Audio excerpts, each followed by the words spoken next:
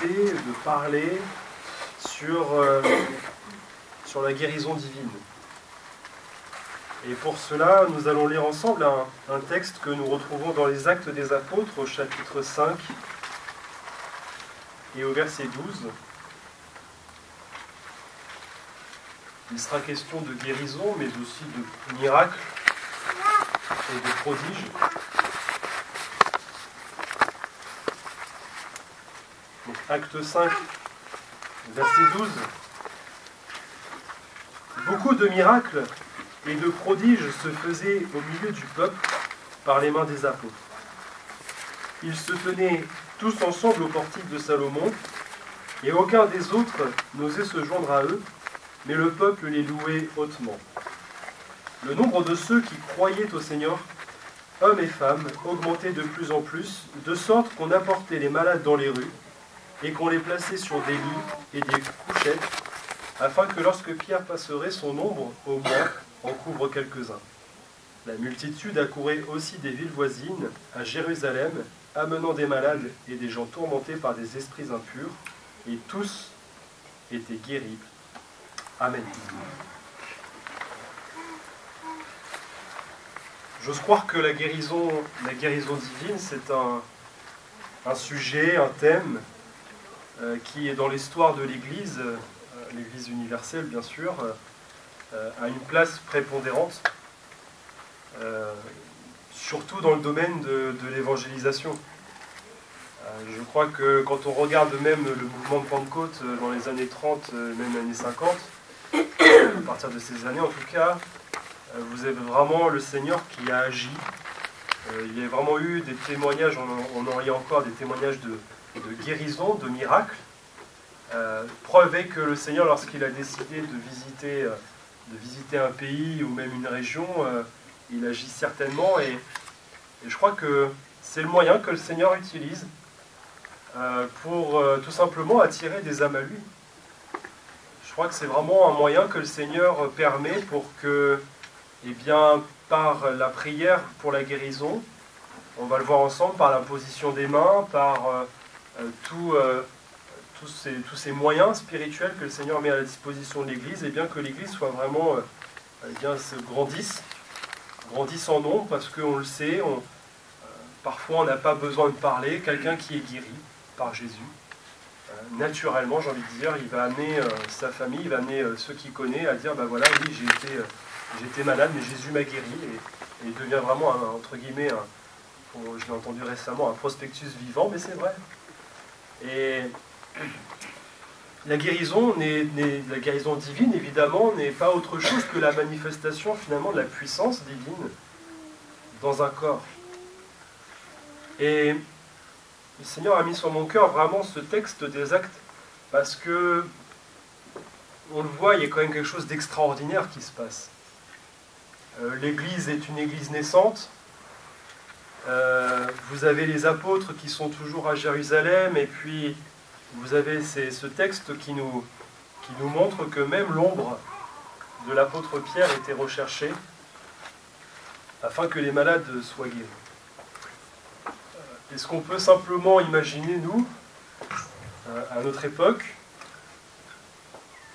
avec tout ce que l'on voit, avec tout ce que l'on sait, que même la simple ombre d'un homme rempli du Saint-Esprit peut amener la guérison dans un corps.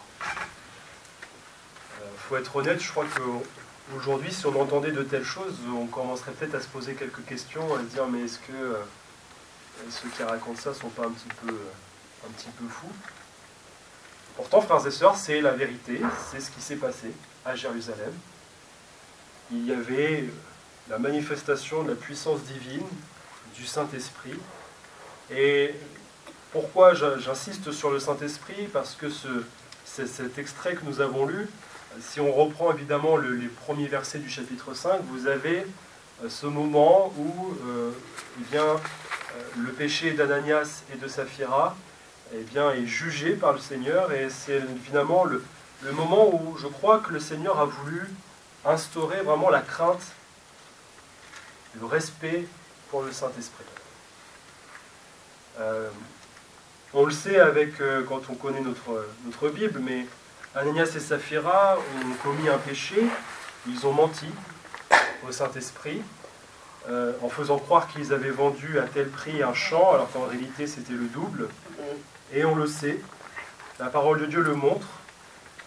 C'est vraiment le Seigneur qui dit, voilà, une grande crainte s'empara de toute l'assemblée et de tous ceux qui apprirent ces choses, parce que, eh bien, cet homme, cette femme, ce couple, qui s'était mis d'accord pour mentir, eh bien, est mort. Ce couple est mort, tout simplement. Ça a été le jugement que Dieu a institué en disant, comment vous êtes-vous accordés pour tenter l'Esprit du Seigneur. Donc je crois qu'il y a vraiment dans ce chapitre 5 des Actes, j'ai envie de dire, non pas un tournant, mais il y a vraiment un palier, quelque chose, une étape qui a été instituée par le Seigneur, qui montre clairement que le Saint-Esprit, eh bien, est Dieu. Et que comme le Saint-Esprit est Dieu, il est bien sûr tout-puissant. Et s'il est tout-puissant, il est aussi, comme Dieu guérit, il est aussi capable de guérir. Et quand on parle du Saint-Esprit, bien sûr, c'est l'Esprit de Dieu.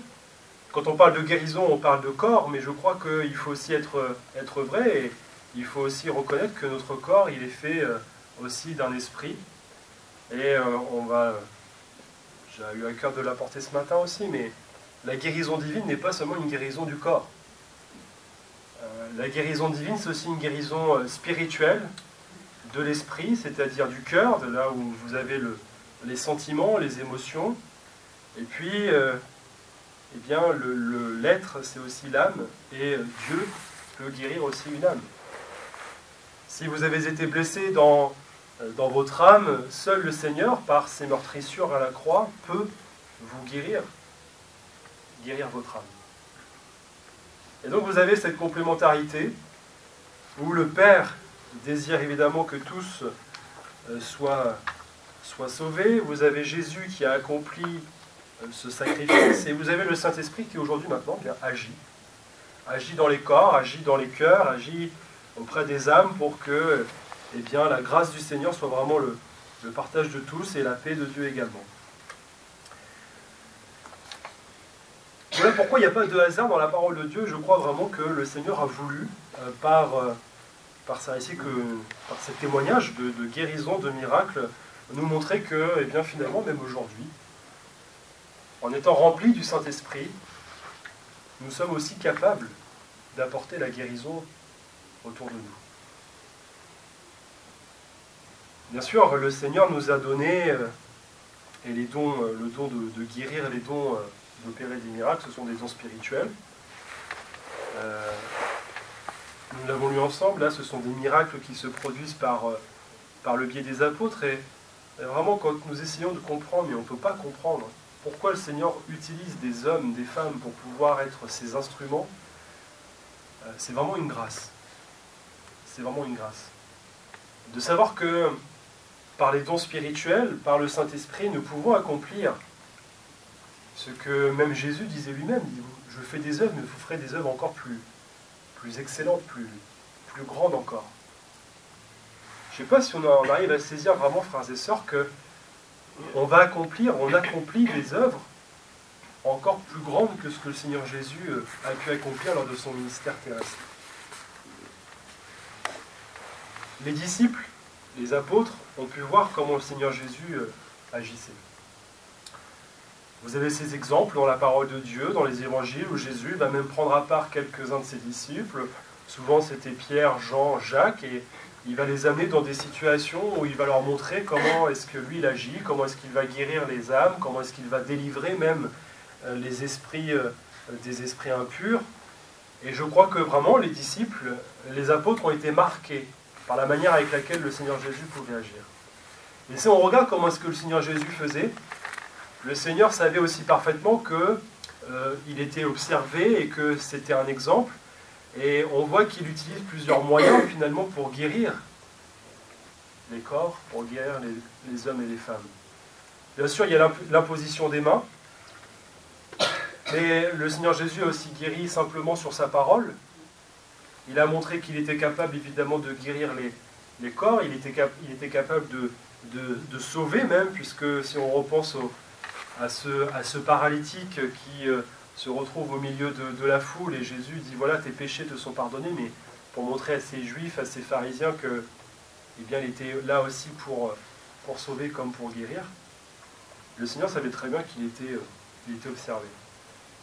Et je ne sais pas si vous avez remarqué dans ces textes, dans ces versets où on parle de guérison quand Jésus guérit, mais des fois, une fois, vous avez un homme qui va dire, mais Seigneur, viens, impose les mains et il sera guéri. Et Jésus va faire l'inverse. Il ne va pas forcément imposer les mains. Le Seigneur comment dirais-je, le Seigneur ne répond pas à nos conditions. Nous, peut-être qu'on va demander au Seigneur parfois de nous guérir de telle manière, mais ce n'est pas ce que le Seigneur Jésus a prévu. Les pensées du Seigneur sont bien au-dessus de nos pensées, et nous, même si nous, on a nos moyens, on a nos moyens de faire, etc., on va se dire, bah, c'est simple, Seigneur, je vais venir, on va m'imposer les mains, je vais être guéri. Le Seigneur dit, ben non, ça ne va pas se passer comme ça. Parfois, on va même rechercher une parole du Seigneur. Seigneur, parle-moi par un don prophétique ce matin. Non. Le Seigneur ne va pas parler par un don prophétique. Ce n'est pas à nous de dicter ce que le Seigneur a à faire. Le Seigneur sait parfaitement comment les choses doivent être faites. Et vraiment, c'est vraiment, quand on lit ces textes, j'ai remarqué ça, c'est vraiment le Seigneur qui prend, entre guillemets, à contre-pied à chaque fois l'esprit humain en disant, mais il faut que ça se passe comme ça. Et finalement, le Seigneur dit, non, non, je vais faire différemment. Et pourquoi est-ce que le Seigneur, un jour, à cet aveugle, il a mis de la boue sur ses yeux? Pourquoi le Seigneur a dit, voilà, je vais te mettre de la boue, puis tu vas aller à ce réservoir de Siloé, tu vas te laver. Et pourquoi est-ce que le Seigneur n'a pas guéri totalement un aveugle en une fois? Et pourquoi est-ce que ça s'est passé en 2 fois? Alors, on pourrait se poser encore une fois 10 000 questions à ce sujet, mais ça nous montre que le Seigneur Jésus agit comme bon lui semble. Je crois vraiment que Jésus guérit. Je crois que Jésus, quand il guérit un corps, il guérit aussi l'esprit. Vous avez des personnes, quand on voit des sourds, des aveugles, qui sont des aveugles de naissance, par exemple, le traumatisme que cela peut être de retrouver la vue. Hein, ce sont des personnes qui peuvent s'imaginer, entre guillemets, un monde dans leur esprit, etc. Et puis finalement, se dire que même ce qu'ils ont pu imaginer n'est pas la réalité. Je crois qu'il y aura un choc psychique. Mais même là, le Seigneur guérit parfaitement. Il agit de manière à ce que les personnes ne sont pas traumatisées, ne sont pas atteintes dans leur esprit parce qu'ils ont pu l'imaginer. Non. Et les disciples ont vu Jésus agir ainsi. Les disciples ont compris que ce n'était pas par leur propre force, par leurs propres moyens que le Seigneur Jésus guérissait, mais c'est uniquement par le nom du Seigneur Jésus. Et on retrouve aussi dans Acte 3 encore, mais Pierre et Jean, quand ils montent au temple, ce boiteux qui se trouve à la belle porte et qui eh bien, leur demande simplement quelque chose, une aumône, et Pierre se retourne en disant, mais je n'ai rien, je n'ai ni or ni argent, mais ce que j'ai, je te le donne. Au nom de Jésus-Christ de Nazareth, lève-toi et marche. Rien que cette parole, lève-toi et marche, Pierre l'a entendu dans la bouche de Jésus. Alors il aurait pu se contenter de dire, bah, c'est simple, je veux juste dire à quelqu'un, à un paralytique, lève-toi et marche. Mais c'est pas comme ça que ça fonctionne. C'est pas une parole magique, ce ne sont pas évidemment des prières apprises par cœur et puis dans telle situation ressortir, etc. Ce que certaines religions font. Hein, c'est un peu comme si vous aviez un chapelet et puis il suffisait de faire tel geste, etc. Et puis il faut que tu fasses 5 Ave Maria, des trucs comme ça. Voilà. Non. Pierre savait que c'était au nom du Seigneur Jésus que la guérison pouvait être accordée à ce boiteux.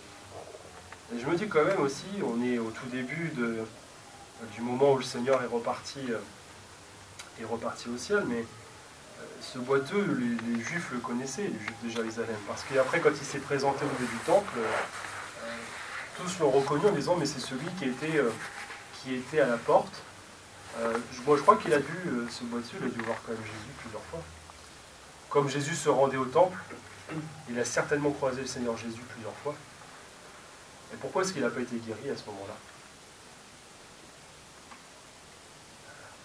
J'ai envie de dire presque un mois avant, Jésus passait encore par la belle porte au temple quand il montait à Jérusalem. Et pourquoi est-ce que le Seigneur Jésus ne l'a pas guéri à ce moment-là? Parce que le Seigneur accomplissait quelque chose. Parce que si Jésus l'avait guéri au moment où il était sur terre, on n'aurait pas ce récit aussi de Pierre et Jean qui montaient au temple et qui accomplissaient dans le nom de Jésus cette guérison divine. Donc, frères et sœurs, par cet exemple, j'aimerais vraiment qu'on puisse saisir, comprendre que la guérison divine, c'est pas automatique, c'est pas systématique, c'est pas comme les antibiotiques. C'est pas automatique. C'est pas je prie et Jésus, tu me guéris. C'est pas Seigneur, j'ai mal, je suis malade, je prie, tu fais. Bien sûr, le Seigneur guérit. Bien sûr, le Seigneur fait grâce, il agit dans les cœurs, il agit dans les corps. Mais j'aimerais vraiment qu'on comprenne que c'est surtout l'état d'esprit dans lequel on va se présenter au Seigneur qui compte. On ne peut pas se servir du Seigneur Jésus comme d'une roue de secours. Tout va bien, et puis le jour où on tombe malade, ah ben Seigneur, guéris-moi. Parce que j'ai lu dans ta parole que tu guérissais, donc moi je veux être guéri, tu me guéris tout de suite. Je crois que malheureusement, vous avez aujourd'hui même un peu cette... on parle de la prospérité, l'évangile de prospérité, mais au-delà de la prospérité financière, je crois qu'il y a même aussi cet état d'esprit un peu de la prospérité dans la santé, en croyant que parce qu'on est chrétien ou chrétienne, on ne peut pas tomber malade, en tout cas, si on est malade, très vite le Seigneur va nous relever, parce qu'on ne peut pas vivre une vie chrétienne dans la maladie. Non, c'est pas... ça, frères et sœurs, c'est de la fausse doctrine, ça c'est de la prospérité. C'est de faire croire à des frères, à des sœurs, à des chrétiens que, eh bien, on ne peut pas connaître, un chrétien ne peut pas connaître la maladie, ça c'est faux. C'est vraiment un sujet qu'il faut aborder avec un équilibre spirituel. Ça consiste à ne pas dénuer de son sens et de sa réalité la guérison. On risque même de ne plus croire que c'est possible, en se disant que finalement, bon, ça ne sert à rien de prier pour la guérison, parce que, oui, Jésus guérit, mais moi j'ai des exemples où Jésus il n'a pas guéri, donc je vais arrêter de prier pour la guérison, parce que finalement, Seigneur, puisque c'est toi qui agis comme bon te semble, je ne vais plus prier pour la guérison. Ça, c'est un déséquilibre. Et puis à l'inverse, je viens de le dire, ceux qui croient que la guérison, c'est quelque chose qui se mérite, qui est automatique, ça aussi, c'est un déséquilibre. Et il faut avoir justement cet équilibre spirituel, comprendre quelles sont les façons, quelles sont les manières avec lesquelles le Seigneur agit encore aujourd'hui. Et s'il y a eu de nombreuses guérisons, de nombreux miracles et prodiges, même en France, dans notre région de Normandie, dans les années qui nous ont précédés, moi je crois que le Seigneur peut encore aujourd'hui guérir, faire des miracles. Déjà, une conversion, c'est un miracle. Une conversion, c'est un miracle, parce que c'est vraiment une œuvre qui est surnaturelle, et le mot miracle désigne bien quelque chose qui est surnaturel. C'est quelque chose qui est contre nature, dans le sens où, naturellement, ça ne pourrait pas se faire. Un soleil qui s'arrête dans le ciel, et je devrais même dire, pour être plus exact, la terre qui arrête de tourner, c'est un miracle, mais une conversion, c'est un miracle. Et il faut aussi être conscient que si Jésus guérit, Jésus sauve. Amen. On peut le chanter, mais Jésus sauve, il guérit, il baptise du Saint-Esprit. Et s'il sauve, il guérit, et s'il guérit, il sauve. Et ça, ce sont vraiment des prodiges, des miracles, et ce n'est pas nous qui faisons les choses. Ce n'est pas nous qui agissons, ce n'est pas nous qui permettons que quelqu'un se convertisse, évidemment. Nous ne sommes que des instruments, nous ne sommes que des canaux de bénédiction que le Seigneur utilise pour amener et attirer les âmes à lui. Et bien dans la guérison, c'est la même chose. Nous sommes des canaux de bénédiction, nous sommes des personnes qui peuvent être témoins de ce que le Seigneur fait, de ce que le Seigneur accomplit parfaitement. Je l'ai dit tout à l'heure, mais Jésus lui-même utilisa dans la guérison différentes manières. Et tout cela nous montre que l'Église aussi, comme elle suit l'exemple du Seigneur Jésus, il faut qu'elle fasse la même chose. Alors, bien sûr, on ne va pas s'amuser à mettre de la boue sur les yeux d'un aveugle.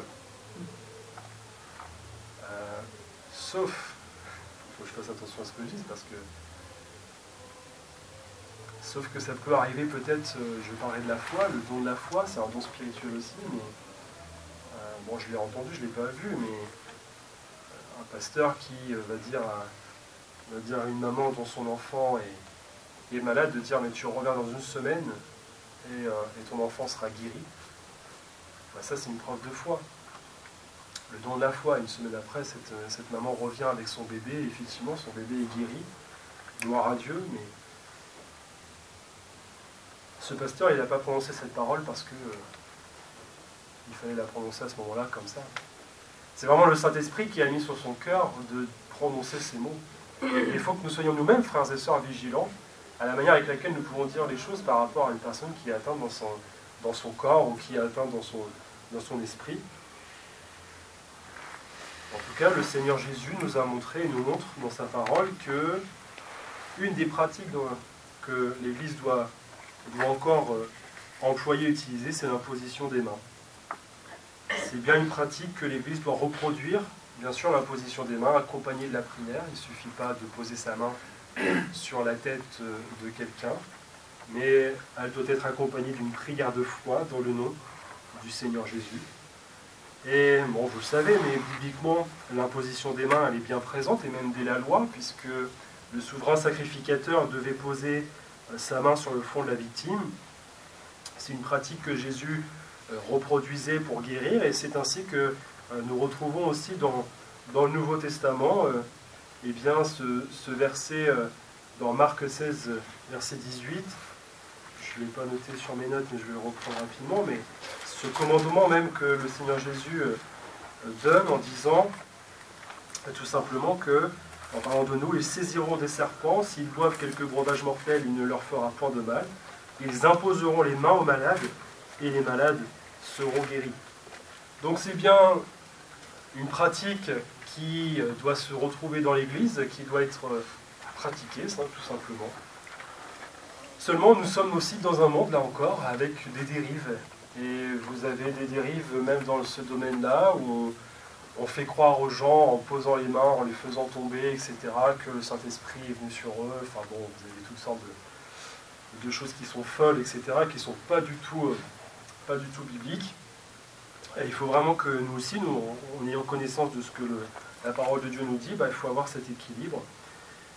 Et j'aimerais cependant préciser ce matin que la guérison, bien qu'elle concerne tous les êtres humains, et même l'imposition des mains, elle doit s'appliquer dans un cadre précis, qui est l'évangélisation.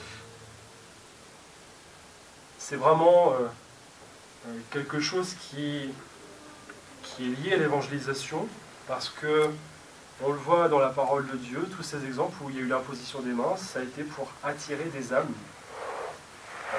au Seigneur, ça a été pour ajouter des âmes à l'Église.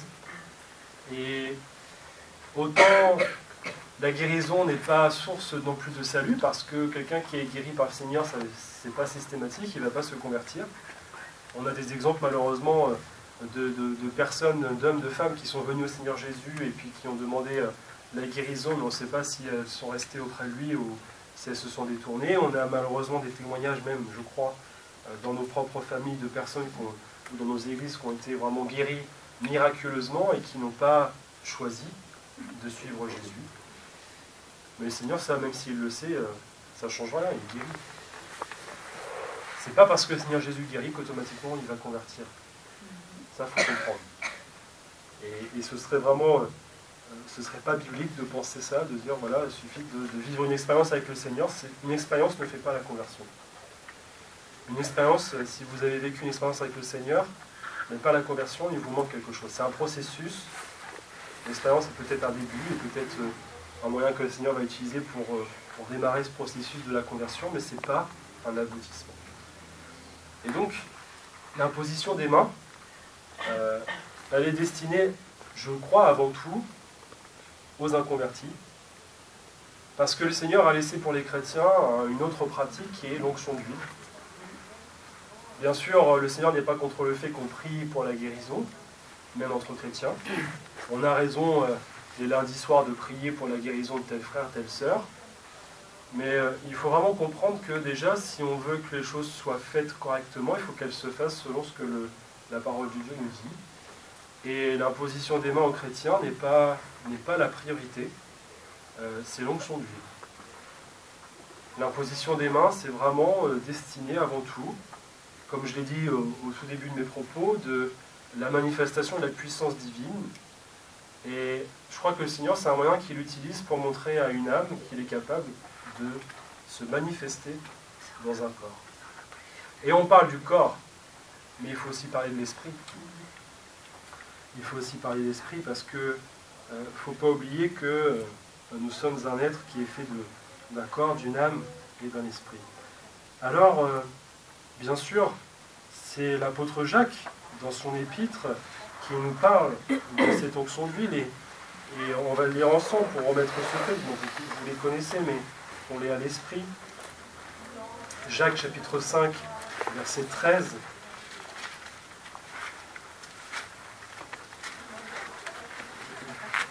Et on va voir ensemble et que quand on souffre, le premier réflexe du chrétien n'est pas l'imposition des mains, mais c'est la prière. Jacques chapitre 5, verset 13. Quelqu'un parmi vous est-il dans la souffrance? Qu'il prie. Quelqu'un est-il dans la joie? Qu'il chante des cantiques. Si on se pose la question de savoir pourquoi est-ce qu'on chante des cantiques, vous avez la réponse. Quelqu'un parmi vous est-il malade? Qu'il appelle les anciens de l'Église et que les anciens prient pour lui, en loignant d'huile au nom du Seigneur. La prière de la foi sauvera le malade, et le Seigneur le relèvera, et s'il a commis des péchés, il lui sera pardonné. Amen. La prière de foi sauvera le malade. Comme quoi, ce n'est pas l'imposition des mains, ce n'est pas l'onction d'huile qui guérit, qui sauve, c'est vraiment la prière de foi, la prière de la foi. Donc il faut vraiment, frères et sœurs, qu'on arrive un petit peu à sortir de ces carcans qu'on a, de dire, ben voilà, c'est comme ci, c'est comme ça. Bien sûr, je le répète, le Seigneur a donné des moyens, il a dit, voilà, vous allez imposer les mains aux malades et les malades seront guéris, vous allez, quand vous serez malade, bien demander l'onction d'huile et faire venir les anciens. Il est question, bien sûr, des anciens au sens spirituel. Et moi, j'ai même lu un témoignage, je me souviens d'un missionnaire qui se retrouve malade en mission et qui n'a pas d'autre moyen que l'onction d'huile, sauf qu'il est tout seul, mais non, il se souvient qu'il a un compagnon d'œuvre, et le Seigneur met vraiment sur son cœur de dire, ben voilà, c'est par l'onction d'huile, et il est guéri en faisant cela. Mais ce que je veux dire par là, c'est qu'il y a eu la prière de la foi, et la foi vient de ce que l'on entend. Et on ne peut pas obtenir la guérison si on ne s'attend pas au Seigneur. On ne peut pas obtenir un miracle si vraiment ce n'est pas le Seigneur qui nous met sur le cœur de faire ou de dire telle chose, etc. Je sais que la guérison, c'est quelque chose de sensible, si je puis dire, parce qu'on est directement impliqué, mais j'aimerais ce matin, avec la grâce du Seigneur, vraiment qu'on puisse comprendre que même si on doit réclamer, demander l'onction d'huile, ça se fait avant tout dans la foi. Encore une fois, ce n'est pas une pratique magique, systématique. C'est vraiment un cœur qui est conscient que c'est le moyen que le Seigneur Jésus a donné pour que, eh bien, ils connaissent la guérison. Et ça, c'est destiné qu'aux chrétiens. C'est pas destiné aux inconvertis. C'est vraiment l'imposition des mains, c'est pour les inconvertis, pardon, et l'onction d'huile, c'est pour les chrétiens, parce que ici, l'apôtre Jacques s'adresse aux chrétiens, il ne s'adresse pas aux inconvertis. Dans ces deux pratiques, dans tous les cas, même une personne inconvertie, elle met en action sa foi. Même si c'est une petite foi, une foi naissante, elle met en action sa foi. Et parfois, même comme nous, on peut être confronté à des personnes inconverties qui sont dans une situation dramatique ou tragique, avec des collègues de travail qui peuvent même être atteints dans leur santé, et nous on sait que la seule solution c'est le Seigneur Jésus, et on sait très bien qu'on va leur témoigner en disant mais voilà, moi je sais qui peut te guérir, moi je te dis j'ai une solution. Il faut vraiment, rien que le fait de dire ça à ces personnes, il faut leur faire comprendre que c'est avant tout une question de foi. Vous ne pouvez pas dire à quelqu'un parce que bon, moi, dans le partage que je peux avoir, et des fois avec des collègues de travail, quand je leur parle de la prière aussi, de la guérison, etc., bah oui, prie pour moi, mais bien sûr, mais est-ce que avant tout, je vais prier pour toi, mais il faut que tu crois que c'est le Seigneur Jésus qui va te guérir. Il faut que tu saches que c'est pas moi, c'est pas telle autre personne, un frère, une soeur qui va prier pour toi, un pasteur qui va permettre que tu sois guéri, c'est vraiment le Seigneur Jésus qui te guérit. Mais il faut vraiment faire comprendre, prendre conscience à ces personnes que la prière, c'est une prière de foi. Et que c'est aussi un engagement de leur propre personne à croire que Jésus peut les guérir. J'aimerais vraiment qu'on saisisse ça, frères et sœurs, parce que je crains que des fois, même la prière soit un peu dénuée de son sens et que les personnes peuvent croire que c'est comme une formule magique. Oui, toi tu es chrétien évangélique, protestant, donc tu vas faire ta prière, après je vais aller voir un catholique qui va faire sa prière, Et les personnes sont un peu comme ça. Alors bien sûr, on peut les laisser faire leur cheminement, mais leur montrer leur préciser vraiment que c'est au nom du Seigneur Jésus. C'est pas au nom d'une religion, c'est pas au nom d'une pratique, c'est pas au nom d'une église, d'un pasteur, c'est vraiment au nom du Seigneur Jésus. Est-ce que pour autant d'autres prières qui ne sont pas faites dans le nom de Jésus peuvent être efficaces, peuvent se manifester? Oui.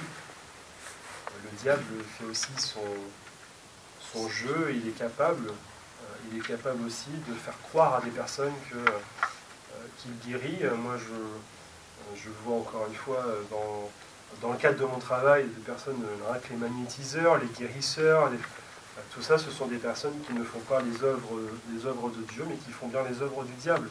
Alors, je sais qui je m'adresse, bien sûr, mais méfions-nous quand même. Méfions-nous même des pratiques, de tout ce qui pourrait être le magnétisme, des choses comme celle-ci, parce que derrière, c'est vraiment un esprit, je n'ai pas peur de le dire, un esprit diabolique. C'est pas le Seigneur qui permet que l'on soit guéri parce qu'on passe une main sur le mal et que le mal est absorbé, etc. Moi, je l'ai vu. Voilà, je sais que des collègues, parfois même, quand je me plaignais un petit peu, je dis j'ai mal au dos, j'ai mal ceci, et veux-tu que je passe ta main? Je leur disais pas attention parce que tu vas avoir une autre main dans le visage, mais je leur disais pas, mais non, et ça permet aussi par contre de témoigner. Je me disais, je sais, tu fais ça, mais ton mal il va revenir tôt ou tard. Moi, je crois que Jésus guérit parfaitement, complètement. Moi, j'ai pas besoin d'aller voir quelqu'un, de payer, de donner mon argent à quelqu'un pour être guéri, parce que Jésus, quand on prie le Seigneur Jésus, il nous guérit, et c'est gratuit, l'évangile c'est gratuit. Et donc ça permet aussi de témoigner. Je l'ai dit, il existe bien sûr plusieurs façons d'être atteint dans son être. On l'a évoqué. Et, il faut aussi être équilibré là-dessus, parce qu'il faut prendre conscience qu'on peut être malade humainement. Il y a des choses, ça arrive. C'est lié au corps, c'est normal. Avec une belle météo comme aujourd'hui, on pourrait très vite s'enrhumer. On pourrait attraper un virus, on pourrait attraper une bactérie. Je ne voudrais pas vous rappeler de mauvais souvenirs, mais le Covid, c'était quelque chose qui, s'est abattu entre guillemets sur nous, et puis on l'a attrapé, on ne l'a pas attrapé. Merci Seigneur, mais quoi qu'il en soit, ça reste des choses humaines. La dégradation du corps, quand on vieillit, évidemment, on a des... c'est facile pour moi à 30 ans de vous dire ça, mais on sait que quand on vieillit, malheureusement, le corps se dégrade. Moi, je me rappelle de Charles Zé qui disait que la maison se dégradait, mais que le locataire était bien vivant. C'est vraiment ça. L'être intérieur, en tout cas, lui, il est bien vivant. L'être extérieur se détériore, c'est comme ça. Ce que je veux dire par là, frères et sœurs, c'est qu'il ne faut pas forcément voir la maladie comme un jugement ou comme un fléau de Dieu. Il y a des choses, il faut vraiment être équilibré. On a un corps, et on n'est pas tous pareils dans le corps, on a des tempéraments différents, comme on a aussi des corps différents, et peut-être qu'on a une faiblesse, on pourrait avoir une faiblesse cardiaque, que quelqu'un d'autre n'a pas, etc. Là-dessus, il faut rester vraiment équilibré, et croire tout simplement que c'est pas un jugement, c'est pas parce qu'il y aura un péché dans notre vie que tout de suite le Seigneur va se servir d'un rhume, va se servir d'une maladie pour nous juger, pour nous faire comprendre cela. J'aimerais maintenant parler un peu de l'esprit, parce que Il y a quelque chose qui est tabou dans le monde chrétien, c'est la dépression. Et en tout cas la dépression ou même le burn-out. Alors, ce qu'on appelle le burn-out, c'est vraiment l'épuisement total du corps, qui entraînerait au fait des symptômes après sur le corps et qui pourrait amener aussi bien sûr à une dépression. La dépression, pour moi, c'est vraiment une maladie de l'esprit. Et quand je parle de la maladie de l'esprit, je ne dis pas que vous avez forcément l'esprit tortueux, etc. Je parle d'une maladie de l'esprit, c'est vraiment le lieu des sentiments, des émotions. Et moi, je crois que, bon, jusqu'à présent, ça n'a pas été caché, mais que, bon, on prenait la dépression comme quelque chose vraiment de péché, quoi, dans le monde chrétien, en disant qu'un chrétien ne peut pas être déprimé. Mais si. Comme un chrétien peut être malade, peut être enrhumé, peut avoir une gastro ou que sais-je, bon, ou plus grave évidemment, malheureusement, mais eh bien un chrétien, une chrétienne, ça peut être déprimé. Hein. C'est vraiment une maladie de l'esprit, c'est quelque chose qui doit aussi être guéri, tout simplement. Et je crois qu'il ne faut pas non plus s'accabler quand on est atteint d'une dépression, ça arrive, ça peut arriver. Et comme quand on est atteint d'une maladie, ça peut arriver, faut pas tout de suite s'accuser, il ne faut pas se culpabiliser, loin de là. Et autant je crois que le Seigneur Jésus guérit les corps, autant je crois que le Seigneur Jésus guérit l'esprit. D'accord? Donc moi je crois vraiment que le Seigneur Jésus nous apporte aussi cet équilibre, et je sais que ça a été tabou dans le monde chrétien. Et aujourd'hui encore, hein, c'est un peu tabou. On n'ose pas forcément dire quand même au-delà même du monde chrétien, parce que dans le monde dans lequel on vit, quand on est déprimé, tout de suite c'est parce qu'on va prendre forcément tout type de médicaments, et que presque, j'ai envie de dire, le raccourci, il est facile de dire, on serait presque fou, quoi. Mais c'est pas du tout ça. C'est pas du tout ça. La dépression, ça a aussi différents stades, comme une maladie, un cancer à différents stades, c'est pareil. Quoi qu'il en soit, il ne faut pas y voir un jugement de Dieu. C'est comme une maladie, je l'ai dit, comme une maladie du corps. C'est vraiment quelque chose qui est lié à l'esprit humain.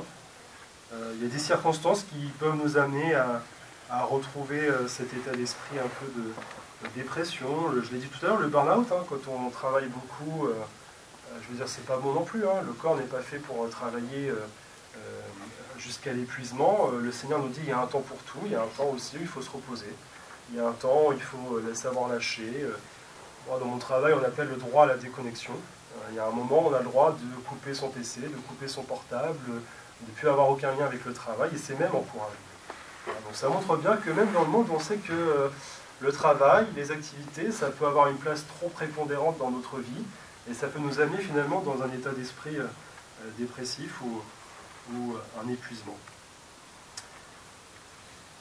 Dans la guérison et dans le combat qu'on peut avoir aussi avec la maladie, il ne faut pas oublier que le diable, il sait très bien que lui aussi peut atteindre le chrétien dans son corps et dans son esprit par la maladie.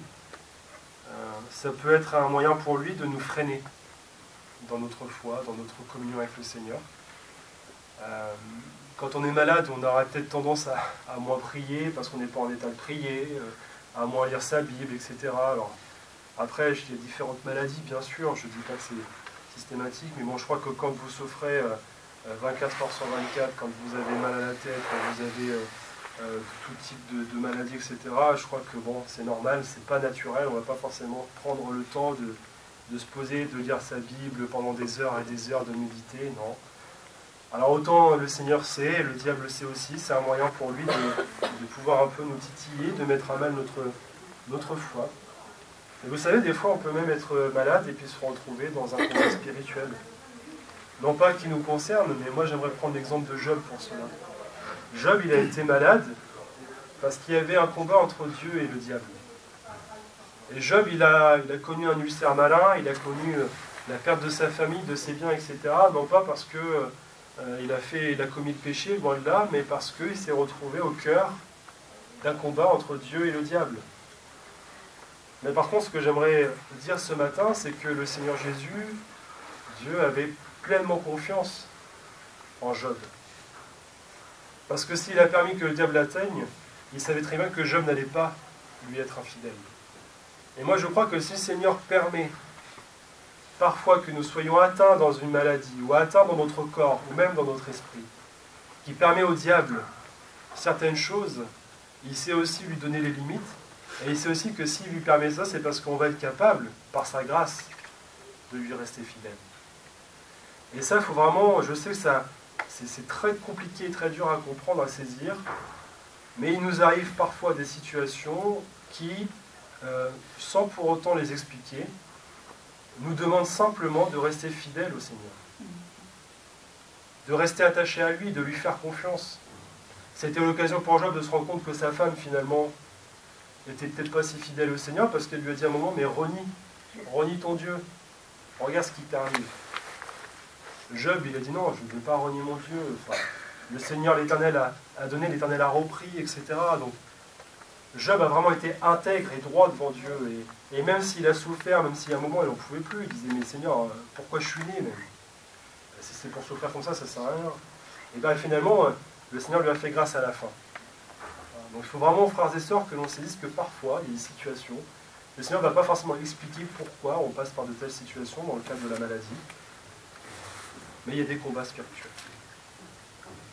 Et je terminerai avec ça, mais j'aime aussi me souvenir de Paul, l'apôtre Paul, qui lui aussi accomplissait des miracles, des prodiges, des guérisons dans le nom du Seigneur Jésus. Il a prié 3 fois le Seigneur de lui demander de retirer une écharde. Et le Seigneur lui dit non, ma grâce te suffit. Et pourquoi, Seigneur? Pourquoi est-ce que moi je peux guérir et puis je ne peux pas te guérir? Ma grâce te suffit. Et là, vous vivez quelque chose que vous ne pouvez pas comprendre, parce que ce sont des choses qui ne peuvent être que vécues. Vous avez la grâce du Seigneur qui vous maintient dans cette attitude, dans sa fidélité. Et puis à la fin, vous arrêtez de prier pour cela, parce que vous avez compris que le Seigneur ne vous guérirait jamais, mais ce n'est pas pour autant que vous allez mal vivre, bien au contraire. Le Seigneur a fait comprendre à l'apôtre que c'était quelque chose qu'il allait lui laisser, parce que c'était quelque chose qu'il avait permis, qu'il avait prévu peut-être, pour lui-même, pour sa sanctification, je ne sais pas. Mais en tout cas, c'est vraiment là une parole qu'il faut saisir. Si vous n'êtes pas aujourd'hui guéri pleinement d'une maladie, d'une situation liée à une maladie, le Seigneur vous dit ce matin, mais ma grâce te suffit. Et c'est pas parce que vous êtes malade, c'est pas parce que vous connaissez des souffrances que le Seigneur vous a abandonné, loin de là. Bien au contraire, le Seigneur vous accompagne tous les jours. Le Seigneur est là chaque jour de notre vie. Et encore une fois, la guérison divine, elle est bien réelle, mais j'ai envie de dire, elle n'est pas à mettre à toutes les sauces. Il ne faut pas penser à la prospérité, même au niveau de la santé. C'est vraiment que par la grâce de Dieu que l'on peut se sortir d'une situation de maladie. Alors voilà, j'aimerais simplement terminer par là en disant, mais croyez que Dieu vous donnera ce que votre cœur désire, parce que c'est écrit. Voilà.